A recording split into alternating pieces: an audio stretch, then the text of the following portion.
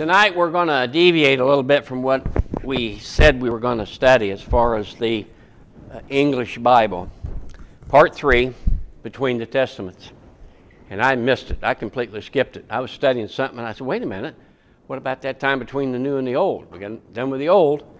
So, you know, there's a 400-year gap there that we have to appreciate and understand and realize what the purpose of all that was.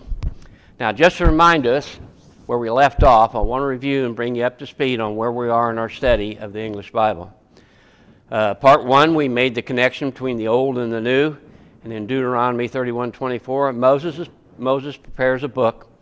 He writes the book, puts it down as instructed by God, and we know that he eventually gave that to Joshua, and he put it in the Ark of the Covenant. Jeremiah 10:23, we learned that man's not capable of directing his own path. Thus the word listened to and written down and for us to study has been made flesh. How many times do we remember that Christ said in the beginning it was not so? So we realize that the written word we have today is pretty close to the original. We have to do some research and some study. It's not perfect. The translation and the transliteration we have today is probably the closest thing that has been through the history of man as a repeating of the original manuscripts. How many times did Paul say, therefore? In other words, don't you remember Paul being a student, and I think he had a photographic memory, and I think he had the Old Testament memorized. The man he didn't carry a Bible around with him. He didn't carry 5 of them books. He didn't carry all that stuff. He went from synagogue to synagogue. Now, they had copies in each one, and he preached in the synagogue on Saturday and got with the Christians on Sunday. So we realized that there were many things that he said, don't you remember? So the reference to the Old Testament and the things that's been left for us was for our learning and for our exaltation. Now, we're now prepared to study a period spoken of Prophet Daniel. And again, the title tonight is Between the Testaments. We have to realize that Isaiah, Jeremiah, Ezekiel, and Daniel all spoke of that 400-year gap. That's when all that happened.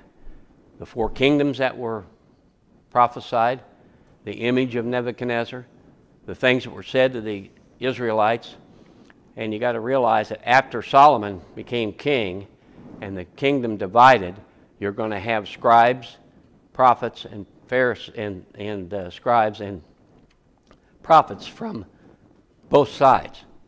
And you have to keep track of which prophets speaking about which group of people. Some of them were in Judah and spoke of the destruction of Israel. Some of them were in Judah and spoke of the destruction of Israel while they were in captivity in Babylon. Very few of them were in Babylon and wrote what we read today as the history of the Old Testament. But so many of these people served under different kings. And it gets confusing because there's a list of the kings of Judah and there's a list of the kings of Israel. So, and the king of the 10 northern tribes. So if you don't keep track of what guy is saying what, you kind of lose track of the thing. You forget where you're at and what you're doing. Now, everything presented to us after the writing of the law in the Old Testament are the examples of how not to be obedient.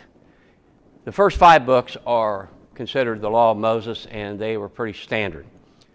Everything that happened after that is a history until you get to the prophets. And then the prophets, the men of God, began to speak of what was going to happen next if you didn't straighten up.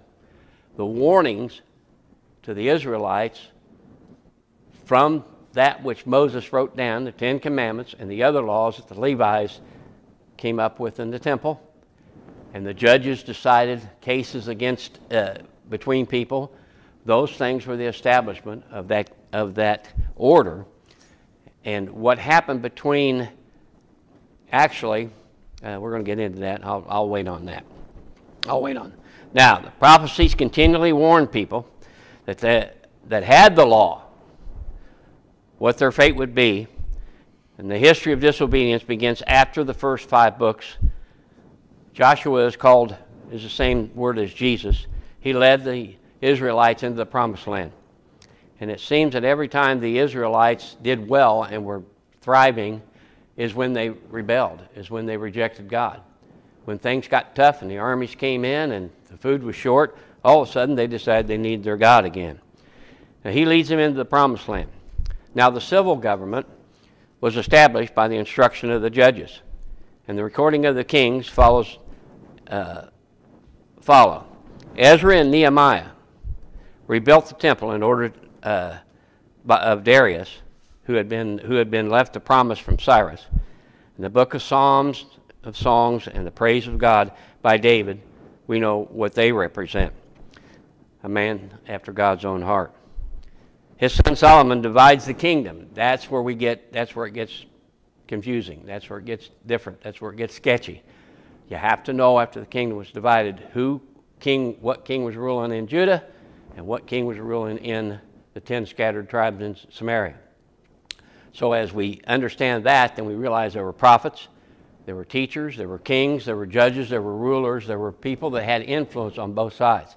So when you read the Old Testament, to understand the fulfillment of prophecy and the understanding of the acknowledgement and the announcement of the coming of the Messiah, you got to understand who you're reading and what you're reading from.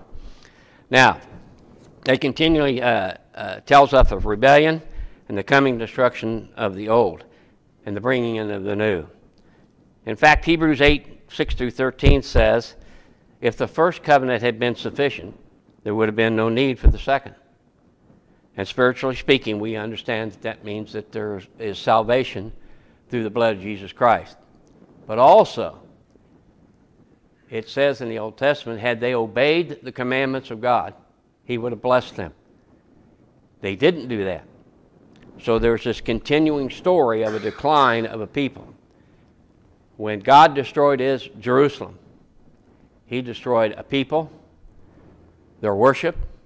They no longer had animal sacrifice, the priesthood, the separation of that area from Europe, who later accepted Christianity and it spread wild. We understand that when that was done, it was done for a purpose. But we realize that the first covenant wasn't sufficient. Now what we're going to do is, if you want to get your Bibles out and you want to follow me with the minor prophets, well, I'm going to go through each one and give you a brief description, because I learned quite a bit. It's extremely important what I picked up and learned. What do you know about the minor prophets? Let's start there. Sometimes I get down to the nitty-gritty and I start at the stop sign. Tell me what you know about the minor prophets.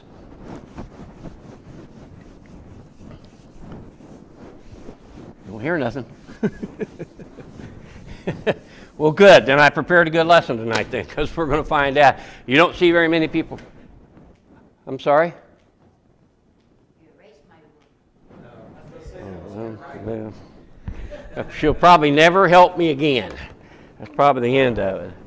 Well, I didn't want to spend a lot of time on that. I just wanted to go back and establish the fact that all that was done before 1611, before the King James was written. And all right, no one offered any comments about them. Why is it that we don't know much about the minor prophets? That's right, and it's not taught. And after we get done tonight, you're going to understand even the soothsayers today, the doomsdayers, the rapture, Christ is coming back any minute now.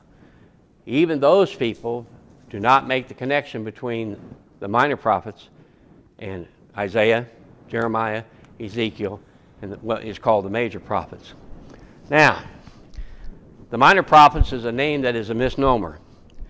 They're not minor, they're not less important, and they're just like the other prophets. They have as much to say and as much to add as the others.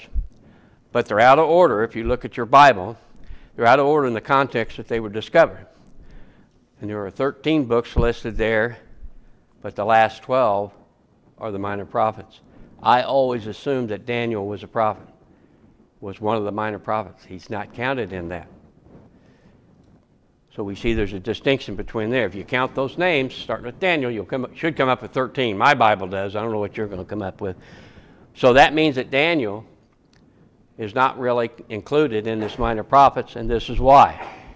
The 12 were found on one scroll, all together, written at one. They were divided by the author's names. So when we pick up our English Bible and we see Obadiah and we see some of these other names, you have to realize that all that was found on one scroll. It was all together. It wasn't separate. It wasn't 12 separate books. It was one thing, one historical recording that was recorded together. And about 190 is when all this happened, 190 BC. Daniel is a separate book not included in this group. Again, something I learned. I had just assumed Daniel was one of the minor prophets. But he was a product of the Masoretic text, which I just erased, was the top one. His writings were found there, found in the Masoretic text. Now, we spoke the last time of the primary book of salvation and faith, and the prophecies that are included in Daniel are not the main focus of the book. Today's doomsdayers, I don't know what to call them, want to go back to this rapture issue, and they want to go back and tell you that all the prophets wrote about that, and Daniel wrote about it. But what about the three Hebrew children? What about the miracles? What about the faith that Daniel had when he was told it would cost him his life if he didn't eat what the king had provided? What about the faith that Daniel had when he said that if he didn't bow down to the image of Nebuchadnezzar, that they were going to take his life? That's faith, brother. That's faith. And those miracles that happen, are nothing more than things that happen outside the norm, outside our five senses. When the three Hebrew children were in the furnace, in fact, there were actually four because there was an image of Christ in there. That's not, we can assume that. But as they were in the furnace, we realize that is out of the norm. You don't put the human body in a fire, in a furnace, burn it, and destroy it. I mean, that's what normally happens. Fire does two things in the Bible. We'll write this down. Fire purifies and it destroys. Spiritual fire purifies and cleanses us and puts us on the path provided by Jesus Christ through the Holy Spirit. Physical fire is meant to destroy. This fire, this place is going to be burned up and all the elements thereof. That's the difference. Now, the time frame between Jeremiah and Daniel is relatively short. Now, listen up. Jeremiah tells of Israel being carried into captivity, and we know that captivity lasted about 70 years. There's some confusion about the title Nebuchadnezzar. Now, I tried to find out there's either two or three, because the time span that all three of these words are used and names are used is greater than the lifespan of a human being. So there was probably a junior, might have been the grandson.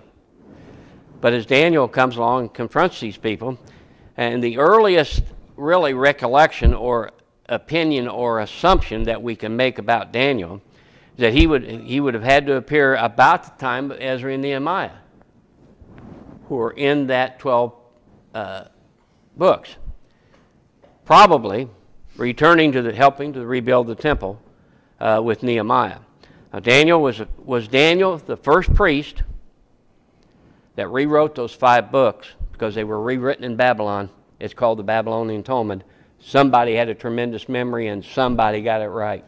There's a few things that don't correspond, but we don't know because we don't have the original. But isn't it amazing? We go back to the first 5 books and we can study those things and find the consistency between that and the rest of the Old Testament and the Word of God. Somebody knew what they were doing. Daniel, being called a prophet, was a prince of Israel, was a priest in the priestly line, so he had all that information. And if he wrote it from memory, God bless him. And we know what Daniel's like. Now we're going to go through the 12 prophets because I want to do a small synopsis of all of them so that we understand that these 12 books were all one book at one time. They are in addition to or added to one of the other prophets. During one of the reign of one of the kings, or during one of the reign of the 2 tribes being, or the 2 separation of the 2 kingdoms. So all of these people, the 12 that we're going to talk about, at some point in time had some connection with the 3 major prophets, if that's the word you want to use. They were scribes, co-defendants, whatever you want to call them. But the reason that we don't have the teaching today about the minor prophets is because the scholars today don't make the connection. Any normal study will tell you that Hosea was probably a contemporary of Isaiah. Now, when I make these statements, historical statements, it's what the majority of scholars believe and follow. So it's not my words. It's just there's very little controversy about that. What they did was they judged what the individual said in what he wrote and compared it with others and the time periods involved. That's how they figured out how to space them. But Hosea was probably a contemporary of Isaiah. You've probably never heard that before. How would we know that? You got to study. You got to search. You got to look for it. If that be the case, then whatever Hosea wrote corresponds with what Isaiah wrote. Hosea, I believe, was with Judah, but wrote about the 10 scattered tribes in Babylon. So what he writes is just as important as what Isaiah wrote. And again, they're out of order in our English Bible. Joel is considered one of the earliest prophets, probably at the time of King Amaziah of Judah. Now see, you got to make sure which king and which guy you're talking about. And he's called the anonymous prophet because nobody's been able to figure out who this Joel is. Some of these biblical names are repetitious. They're handed down through families. As a junior and a senior and a grandson and on this down. So when you get the word Joel, it could be depending, but you'd have to know who his lineage was. But he's considered the unknown prophet, and he was the son of Pethuel, Pethuel, and nobody knows who he is. There's no record. And we know from past studies that when you don't find the heritage of someone or you can't trace the lineage back, it's because that guy was a bad guy.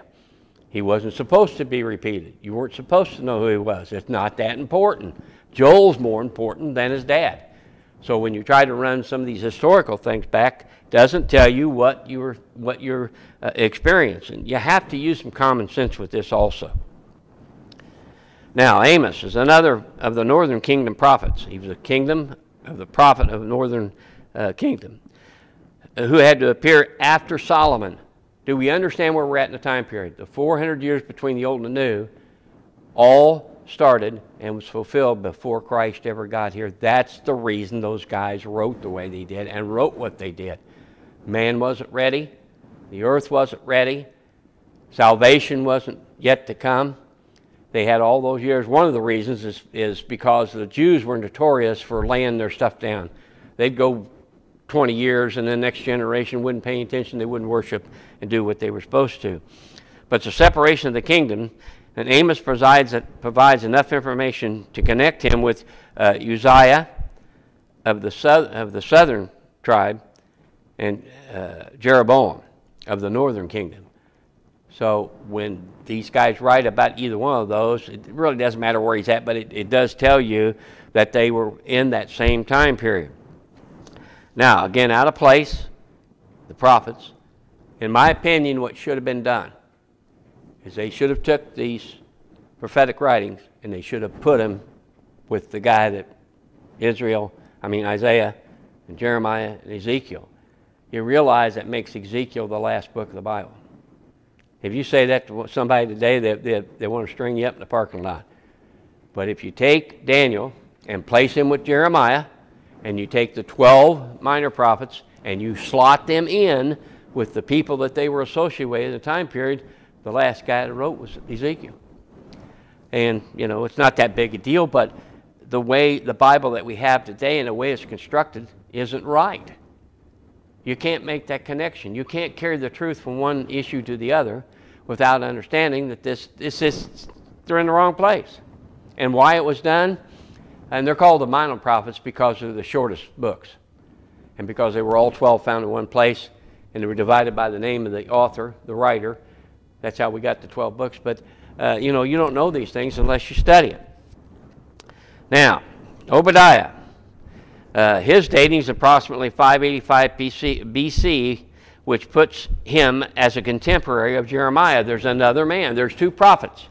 Jeremiah, and he's got two sidekicks. Okay? Obadiah, because of what he said in the content of his book, can be dated to the point in time where he said those things before they happened. Now, as being a prophet, he had to establish the fact first. That's what made him a prophet. And you've heard me say this before, that a biblical prophet is always 100% correct. Gene Dixon and all these other people that say they can see what's going on in the future, what's happening, are phonies. Because sooner or later, they're wrong. And we realize that Obadiah can be dated about the time of Jeremiah. Why is it when we have denominationalism teach about the book of Jeremiah or the things that Jeremiah wrote about Israel and its restoration, they always want to come back? Why don't they go to Obadiah? Why don't they use any of that? It's because they don't understand it. They don't understand the two are connected. They want to pass that off, and Obadiah probably doesn't say what they want you to hear. When you connect the two, see, that's how we verify things. When you take what Jeremiah wrote and you take what Obadiah wrote and the two click, it's right. It's right. There's no reason for it not to be. Now may we understand why the soothsayers of today just don't get it, as Travis said the other day. They want to spread their poison with the book that they study, with the scriptures that provide them with the established criteria that they want you to believe, whether it's right or wrong. They pick and choose. They go through and they pick this out, and they pick this out, and they pick this out. And I found out here about 2 weeks ago that the NIV was written by the Church of the Nazarene. I didn't know that. And it's about as far from... But you know what? Their doctrine's in there. You read the NIV, and if you've been a Nazarene, you can pick up on it just like that, trying to prove their case. So the soothsayers today just don't get it. Now, they explain their prediction based on their knowledge of the major prophets. And that's why it explains why they missed the mark. Now, Jonah is characterized in 2 Kings 14:25 as he would predicted Jeroboam's victory over Syria. You see what happens? Jonah writes about the victory of Jeroboam, King Jeroboam, over the Syrians before it ever happened. That's how you know it's right.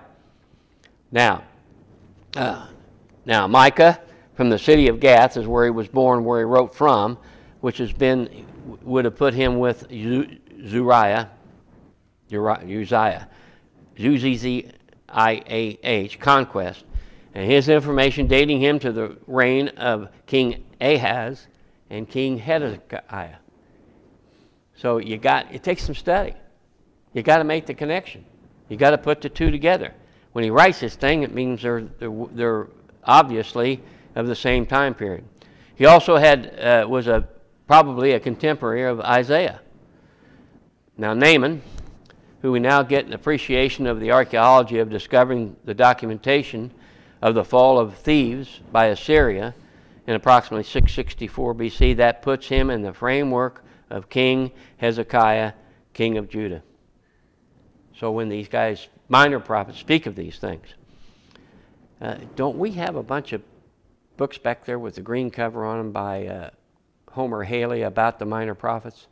Seemed to me like there was 10 or 12 books in that box. I'm not a fan of Homer Haley, but you know, if someone wants that for their library, we might do that. Now, Habakkuk and his writings will place him as a contemporary of Jeremiah. Zephaniah also is a contemporary of Jeremiah by predicting the coming invasion of Judah by Nebuchadnezzar, dates him to our understanding. Haggai, he wrote of the time period encapsulated in the time of Ezra and Nehemiah, predicting the fall of Babylon and the rise of Medo-Persia. Zechariah, he and Haggai can be placed in the first expedition in Jerusalem at the beginning of the rebuilding of the temple. So they sent them over there, scoped the place out, said how much money they had to have, which was paid out of the treasury of Babylon. They were given the money. They were allowed to go ahead because of the promise of Cyrus. Darius allowed them to go ahead and do that. He gave them the money, but they sent an expedition over there to check it out first, and that's displayed in Ezra 5:1 and 6:14. So again, we get the minor prophet verification of what the major prophets predicted, dating him about the time of Ezra. And finally, Malachi, his witness has been dated from about 430 to 520 BC, which places him about 100 years after Haggai and Zechariah. By that time, the temple had been rebuilt. We know Nehemiah and Ezra went back and rebuilt. It was stopped for a while, and then they went back and started again. And the walls of the city had been restored. That's what Malachi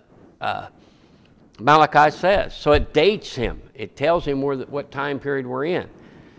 If we understand that gap between the old and the new, and the writings, and the establishment of history, and the archaeological finds, if we understand it was done for that purpose, the whole thing was done for the presentation and the preparation of the coming of the Messiah. You know, God doesn't do things halfway. You know, if he was convinced it was going to take man 1,000 years, that's what would have happened. But that 400-year gap, finally God got everything in place the way he wanted it, even the conquering of his people Israel by these invading armies, because it just wouldn't go along with the program. Now the 400 years of silence begins at the end of the Old Testament, also leaving the truth of history as we have it. The Old Testament is ended. The plan is completed by God and what he intended those people to know at the time, preparing the earth and man for the coming of Jesus Christ and the redemption of the Messiah.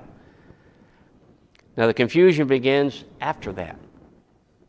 There's very little disputed about Jeremiah and Isaiah and the Judges and the Exodus and all those other books. There's very few confusion, very few disclaimers about that.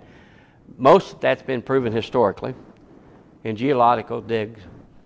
It's so standard and so established in the religious world that people don't even credit it, because there wasn't two stories to tell. Christ comes along, and now all of a sudden we've got 10 stories to tell. Now we can change the word. He wasn't who he said he was. He wasn't the Messiah. The very fact that they tried to try him for heresy, and we talked about that a couple weeks ago, heresy being the mixture of truth and fiction, storytelling, fables, if that's what you want to use. That's what the Jews accused Christ of destroying their religion by taking the truth of some of the truth of the law of Moses. And sometimes they said he didn't even preach it, and they said Paul didn't teach the law of Moses anymore. So these heresies that these people are accused of are false accusations. Now that's when the confusion begins.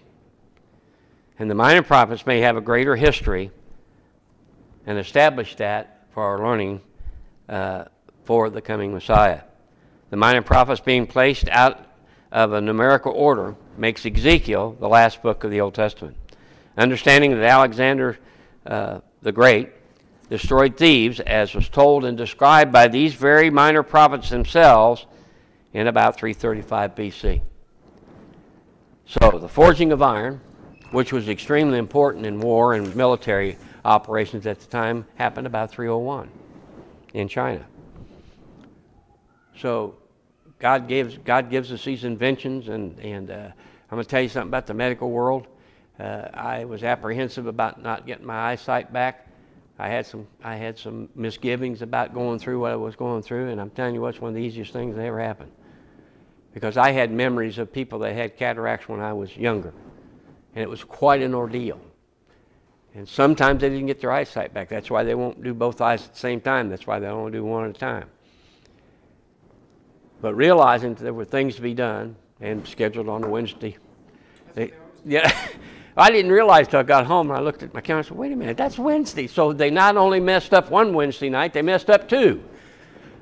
So, but they gave me some good drugs. Man, they gave me some good stuff, buddy. Put that stuff in your eye, man, you can just feel it working, you know, and you're rolled over. And they give you, they sedate you to the point where you're not aware of anything. You can hear what's going on, but they put this globby gel stuff in your eye so you can't see what they're doing.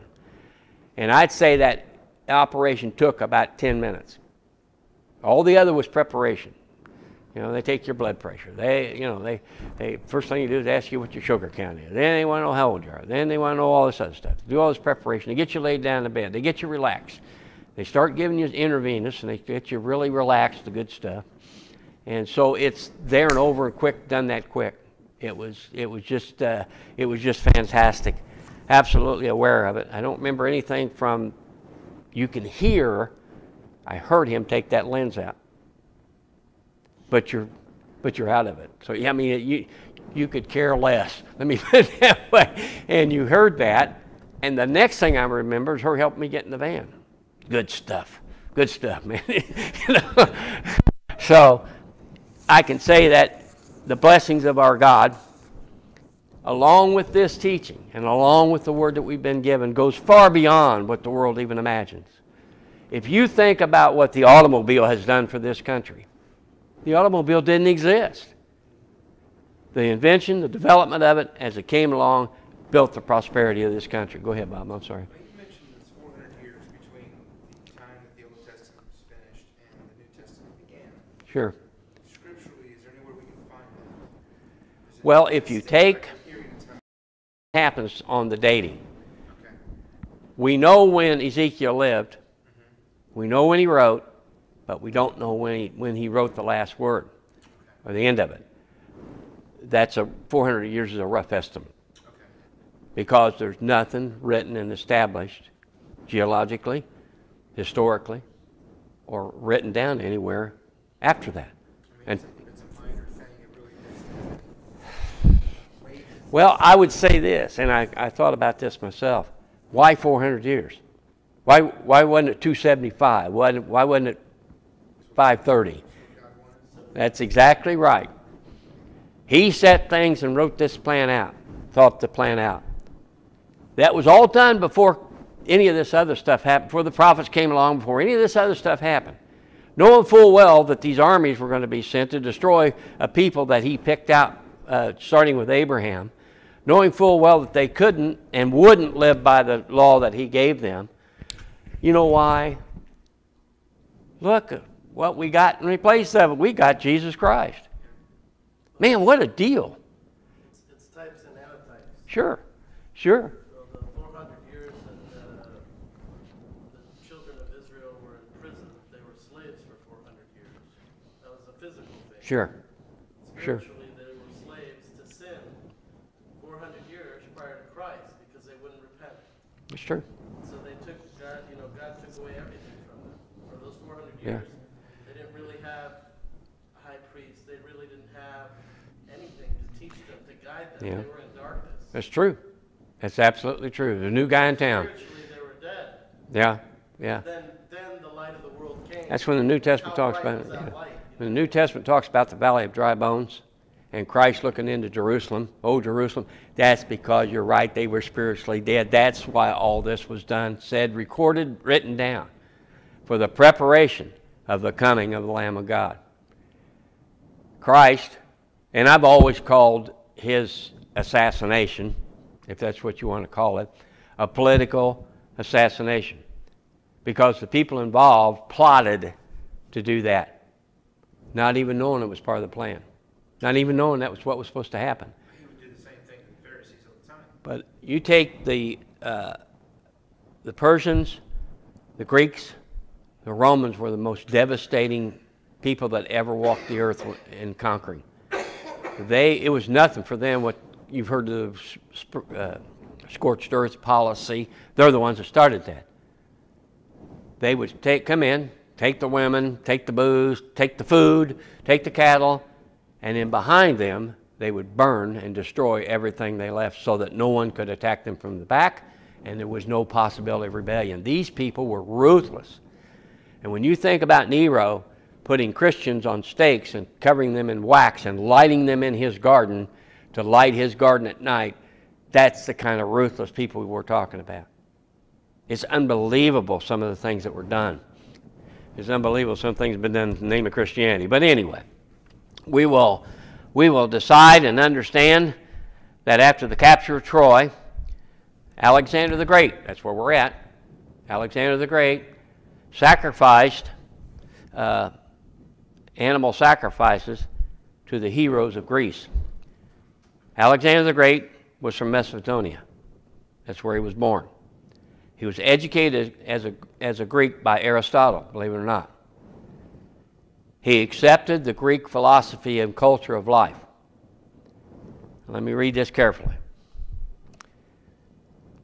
He accepted the Greek culture after the capture of Troy, and he sacrificed to Manes, Manes. He's the one that started that. And that Manes, Manes, is the defiled souls of dead Greek heroes. So he created the worship of dead men. It was taken up by the Greeks. When you read about Paul and Hellenism in Greece, that's Alexander the Great's one started that. Those people just developed that culture after that. Now, and he's also given credit for the creation of worshiping gods with human characteristics. That's Hellenism. That's what worshiping the gods of Rome and the gods of Greeks and the Egyptian gods were all about worshiping gods that had human characteristics.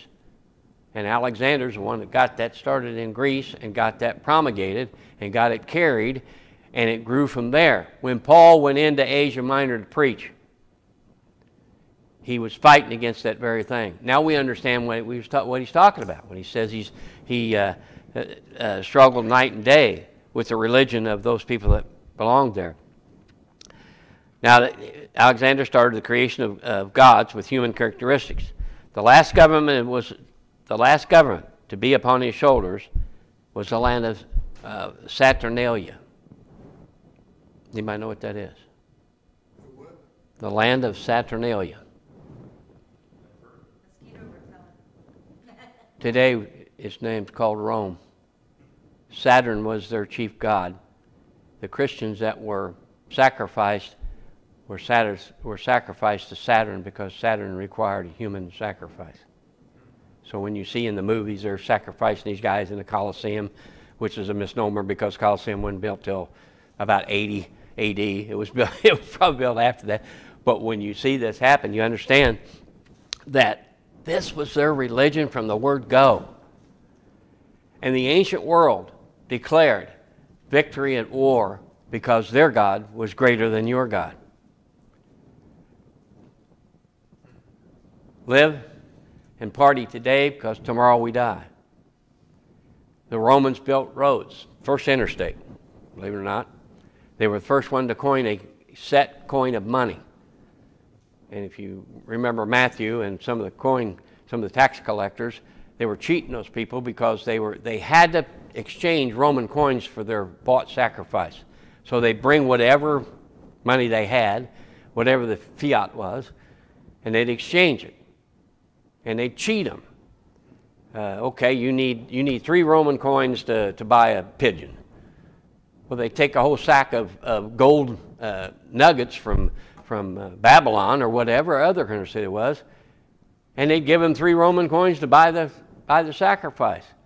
The whole situation when Christ was here was turned upside down. It was so askewed that the law of Moses not only didn't exist anymore, nobody recognized it.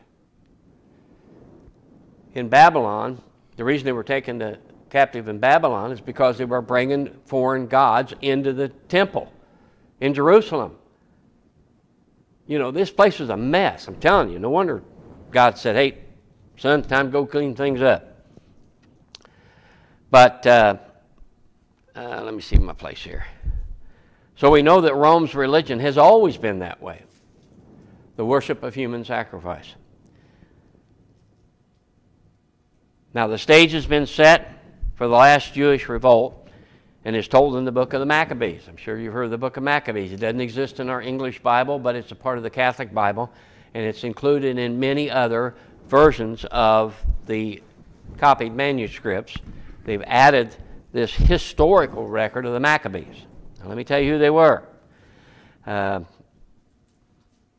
books of the Maccabees found and accepted by the first Latin version. Now, the revolt was really a rejection of the religion, the Maccabees, of Alexander's known as Hellenism, and by Paul and others. That's what the Maccabees were. The Maccabees were the last governmental form of the Israelite nation before it was destroyed. Now, the Maccabeans, or the people that lived in that area that rebelled against the Romans, weren't all killed, but the royal house was destroyed and scattered. So they eventually, I believe, ended up back in the Judea proper, Jerusalem area, if they got away. Now, the Hellenistic Jews are the ones who rejected the teaching of Paul, accused him and Christ of heresy against the law of Moses.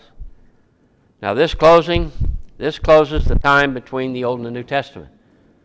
Next Wednesday, if I'm here and I don't have surgery duty and I get here, we're going to begin to understand what the New Testament is, how we got it, why we don't have some of these other books. It usually starts with the Council of Nicene, about 325 AD. And those people got together and began to pick which books were going to be a part of the Bible that we have today. Now, their evaluation of which is and which is not is subject to criticism. But the Catholic Church had a great deal of influence at that time. I'm sorry, it wasn't the Catholic Church until about 600. The priests in their sees, their areas of different areas that were teaching Christianity, came together and decided they were going to use this book, we're going to use this book, we're not going to use that one. And there's good reason why some of them weren't used. I have read the book of Susanna, which is in the Septuagint. When the 72 scholars were sent from Jerusalem to Alexandria, Egypt, to translate the Hebrew into the Greek, because Greek was a universal language.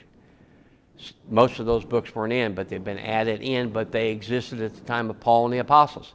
You never hear them speak. You never heard Christ say anything about the book of Susanna. You know, you never heard him. Now, some of them are in the Old Testament. Baruch's name is there. The book of Jasher is in the Old Testament.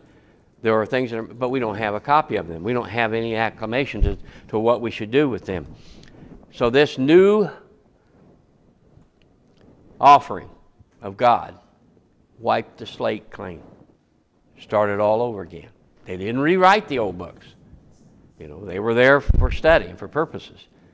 But the new chapter and the new book and the new application of God's love had nothing to do with what happened in the past.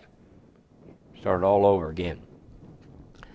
And the reason I went through this in depth about the Old Testament prophets and the New Testament prophets is because this is the example that all today's rapture teachers use to convince people that the rapture is real. Christ is coming back any day now. He's going to reign for 1,000 years. Let's turn to Matthew 24:21. And I'm going to close with that. Matthew 24:21, speaking of the destruction of Jerusalem.